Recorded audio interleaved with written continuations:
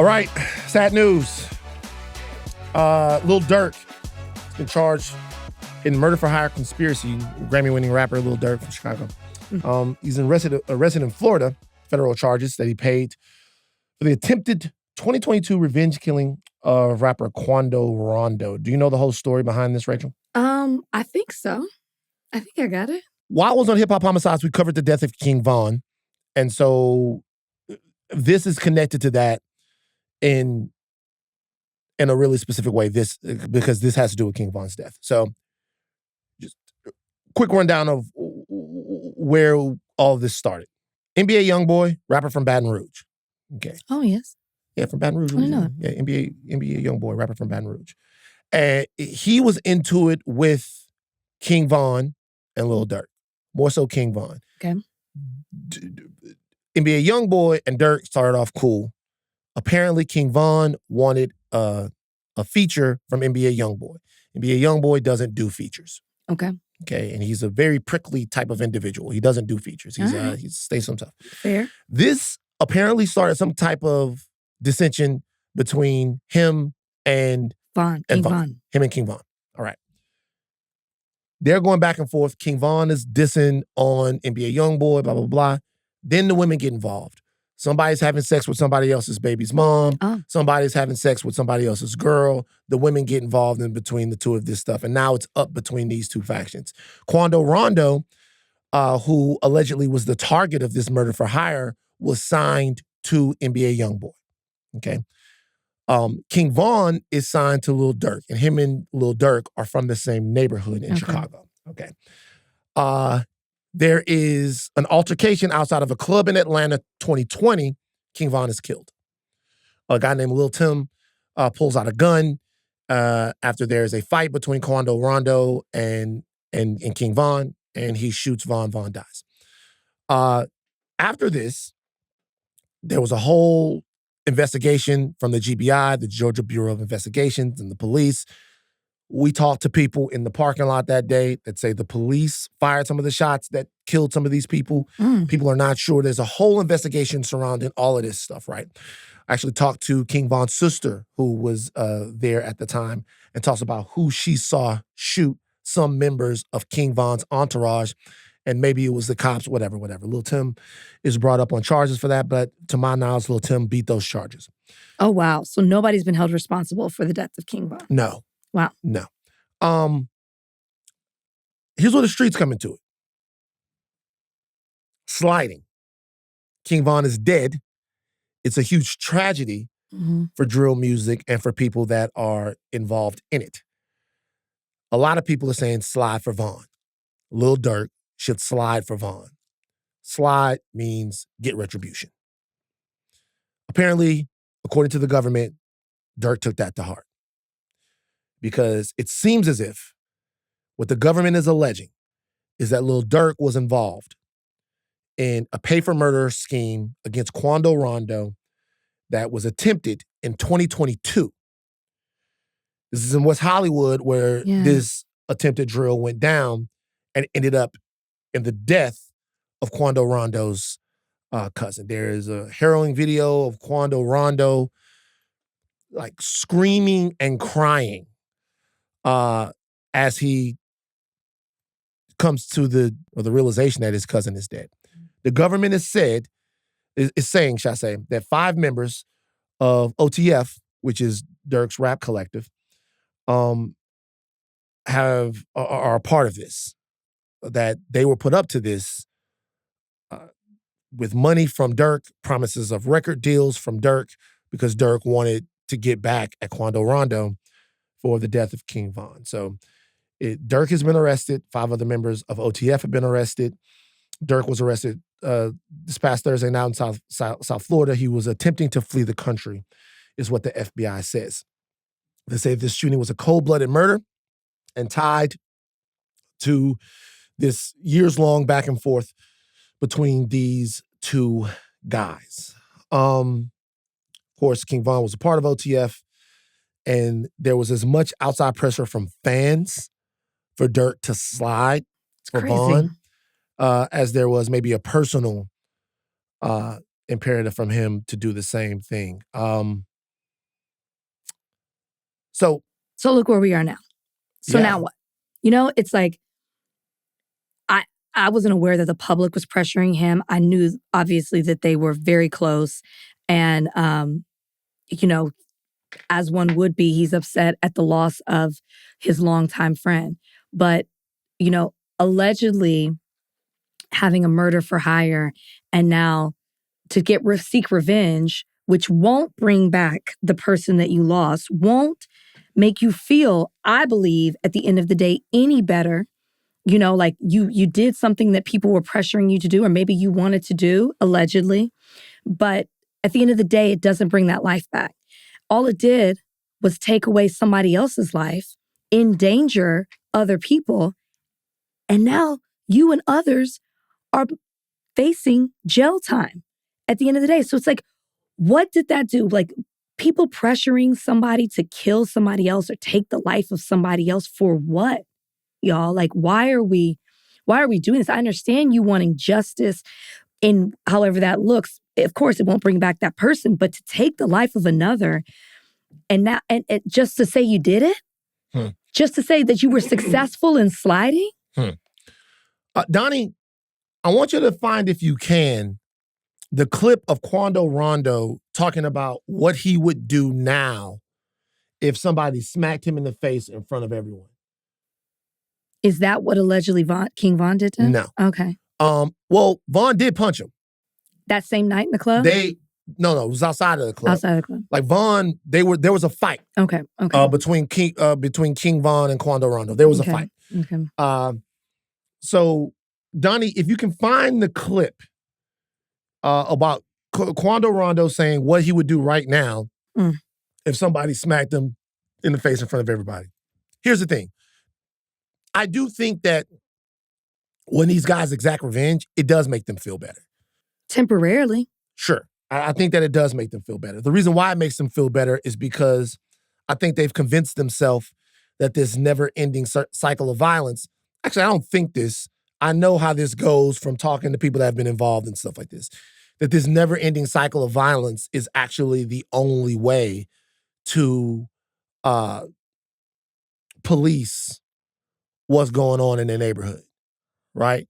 You can't take a loss without getting back at the other side, because if you don't get back at the other side, it makes it look like someone can come over where you are and just fuck with your people, and there's nothing that you can do about it. All of this stems from the same reason why when somebody raises their voice to me or when somebody threatens me, I feel like I can't let it go.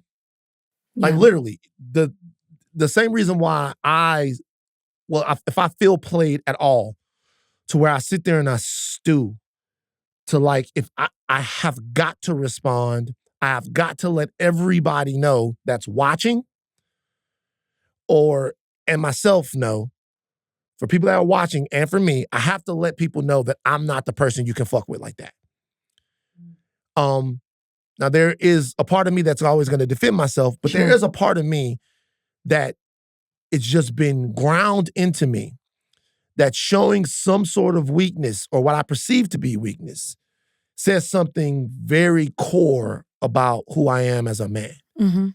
So if you talking to everybody, if it's 10 people in this room, and for some reason you fucking with me, in my mind I'm thinking, why does he think I'm the nigga to fuck with? Yeah. No. Like, I get it. you know what I'm saying? Why does he think I'm the nigga to fuck with? Okay, so now I have to show him that I'm not the nigga to fuck with. Now, that's a quaint version of this. Yes. But even me, as being a 44-year-old man, there's a part of me that has to let go of that. Sure. That has to let go of feeling that there's a part of my manhood and my masculinity that's attached to somebody else's action against me. And I have to make smart decisions. This is a whole mutated version of that. Yeah. And it's not obviously quite the same, because I'm talking about either words or what at the very worst would be like a fist fight or something. And we're talking about people's lives here. I don't know what to say. I'll just tell them, I'll say like this. And there's it always feels uncomfortable to call out the streets because you respect the streets when you come from a place where you're tangential to what's going on in the streets. But I gotta be honest with you guys, just to all my street niggas out there, this don't seem like very much fun. Well, I'm gonna be real with you, and look, I get it that people come from tough situations and some people are forced into lives and yeah. they are cultured into lives. But I'll be honest with you guys, it's like, this seems like a deadly virus that no amount of money or achievement or fame or stability, it seems like a virus. Like, what would you call something that it doesn't matter what situation that you're in, that it still affects your body and takes control? It seems like a virus to me. It seems like the street mentality is a virus. Well, yeah. Because Durk, to be honest with you, and these are all allegations, Durk has not been convicted of anything. Mm-hmm. Durk has no business engaging in this. It's an extreme tragedy that after everything that he's achieved, that he could not let go of the mentality that might put him back in jail forever. That to me, it seems like a virus. Well, it is a virus. I mean, especially when you feel like you have to answer to people you don't know, when you have to answer to a certain code, and then you stay in this cycle, as you were saying. Okay, somebody takes the life, then allegedly you take another person's life. Now, again, I go back to now what? But then you're always looking over your shoulder for the person who's trying to get revenge for you. And like, that's the cycle. It just, to me, when at the end of the day, all you want is that life back that you can't get, there has to be another way. Because what I'm not going to do is ignore somebody's feelings for that pain they feel when they lose somebody. And I understand the feeling of revenge and wanting that person to hurt in the same way that you are, or their loved ones to hurt like you're hurting at the loss of the person. But there has to be a different way. So I'm not even telling you not to get revenge. I'm just saying taking somebody's life is, and you know, as you said, losing all the things that he could possibly lose if he is convicted of this crime, or other people that are now affected and hurting because of something that you did. There has to be another way to do it. I'm like you. If somebody does something to me, it is very hard for me not to act on it. I would say in 2024, and of course there are levels to it, right? We're not talking about murder here, but in 2024, I have been challenged to that to the T, and to not matching that same energy. And what my response would be to anybody who's in a situation where they're wanting to, you know, exact some type of revenge is you have to find a way to I wouldn't say rise above it, but to play chess and not checkers, right? You want somebody to feel something, and this sounds dark, but I guess I'm just not ignoring somebody's feelings of pain. There has to be a way to do it where you're not taking somebody's life, where somebody's not getting hurt. Do you know what I mean? Like I feel like I'm going down a dark hole. No, you are going down a dark hole. No, I guess my point is of course you're going to want some sort of revenge, but it can't be the taking the life of somebody else. What about this? I don't mean it that way. What about this? Let me give you another. Play chess, seek justice in a different way, is what I'm trying to say. Let me give you another option. What if you choose healing? That's an option. So okay. That's an option. So what if you, like a radical option for all of us that are caught up in a cycle of violence and like a cycle of desperation? What if we choose to heal? So listen. And heal. No. Not and heal, because I just wait. Hold on. What if we choose healing? And what if we all together share the load of what that means? And let me tell you what I mean by that. Because if we expect young Black men who are in these situations to choose healing, and young Black women who are in these situations to choose healing, then we have a responsibility to provide resources, to provide outlets, to provide choices. We have to help them heal. What if we say that this is not a problem that's just based upon Lil Durk's bad decisions and Quando Rondo's bad decisions and all of the guys that I talk to with NBA YoungBoy, what if these are decisions that are influenced by systems and we go, we're going to choose healing. We want you to choose healing and we want to help you. Tell you something about this. Dirk and whomever else has been to a movie before. You've been to a movie before, right? Mm-hmm. You watch the movie. Give me a movie that you like where the bad guy dies in the end. A movie I like where the bad guy dies? Just give me a movie that you like. Okay, Black Panther. Black Panther. I would argue maybe not the bad guy. You know? Oh, Killmonger's not the bad guy. Okay. I would argue, well, that's why he's sympathetic. But he treats women poorly. But I would argue that he's not the bad guy. Yes. Okay. But But that's actually a perfect example. character, okay? Okay, great. So Killmonger dies. You've watched the whole movie. You've watched it play out. You've watched everything that happens in the movie. Killmonger dies. How does that affect you? I mean, me personally, it doesn't. Right. Do you know why? Because I have no attachment to him. Because what you're looking at on the screen isn't real to you. Yeah. I'm telling these young rappers and young guys that are out there, the kids that are sitting behind desks and in their bedrooms and that are consuming this stuff, your life is not real to them. Sure. Your life to them is Black Panther, where the people that are running Chiracology on Reddit that are keeping up with this stuff, like it's episodes in a book, the people that are connecting all of these, it's not real to them. There's no stake in it for them. Mm-hmm. They are watching Black Panther. They are watching New Jack City. They are watching Boys in the Hood. They are fans of an ongoing soap opera Sure. that in your lives means you fucking go to jail for life and your cousins and your friends and your sisters get shot up. That's what it means to you. To your audience, it's not real at all. You will go to jail. You will get killed. They will fuck. They will eat. They will laugh. And they will wait for the next person. Mm-hmm.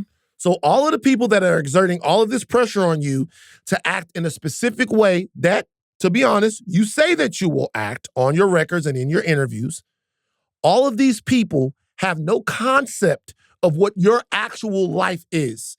They don't know anything about you. They don't know nothing about who you actually really are. Yeah. They're basing their perception of you based upon a character that you're playing on records. Do not spin, slide, do anything for a bunch of popcorn watching motherfuckers that don't know shit about you. I agree. Be brave enough to be your own man, because this shit leading the same place every time is ridiculous. Yeah. I would like to clarify my revenge comments. What I'm saying is, I think it's hard for me to ignore the fact that somebody wants to do something in retaliation. I don't mean, and I think I've clarified this, tit for tat. What I mean is, Quando Rondo's in the music business. Maybe he doesn't get the next deal. They already did that to him. Maybe. See, but I didn't know that. But that's what I'm saying. That should be, that is more of a calculated thing where it should be enough. In addition to getting the healing that you need. Because Rachel's not ready to heal yet. No. Yeah. Well, maybe not. But I just am maybe I'm not either. Making space for why can't both be. I would like to say that I've done a lot of healing. Yeah. But it doesn't mean that I'm not doing anything. I just talked about it a second ago. I'm in a situation and I feel, a situation where I felt played. Yes. Could I let it go? No. Had to get on the phone and check temperatures, right? No. It's like a situation where I felt played, everybody felt played, and had to get on the phone and check temperatures. Yeah. Now, ended up being fine, but two people that are basically from the same place, that basically feel exactly the same way about that were raised with basically the same situation, that should be on the same accord, two great men kind of checking each other's temperatures over something that really doesn't matter. Can't let it go. Can't feel a certain way. It's not the way we were raised. It's not how things go. So I want to heal. I do too, Now, but I'm not there. I want to play this from Quando Rondo before we get out of this topic, just to hear maybe what he's learned. I'm not knighting or sainting Quando Rondo at all. At all. If you guys learn about this, there is so much blame to go around on everybody's side. Everybody's talked too much shit. Everybody's made too much threats. But I do want to play this. I don't care what nobody think no more. I'm not going, if you slap me in front of everybody, I'm not about to come kill you, bro. Not because once I kill you and you die and I go to prison and 15 years pass and I'm in a damn cage, everybody who said I went out bad for getting slapped and didn't do nothing is going to eventually grow up, get older and say, he went out bad for killing him for by the slap. Bro, I understand that. More of that. That's what should be making the rounds. More Duh! of that. More of that. You make a decision like that and you end up gone. We gotta do better for them, and we gotta force them to do better. Mm-hmm. But Mm-hmm. my street niggas, y'all, I know y'all and I love y'all. Y'all gotta tell me what the appeal is, cause I'm not fucking seeing it. Yeah.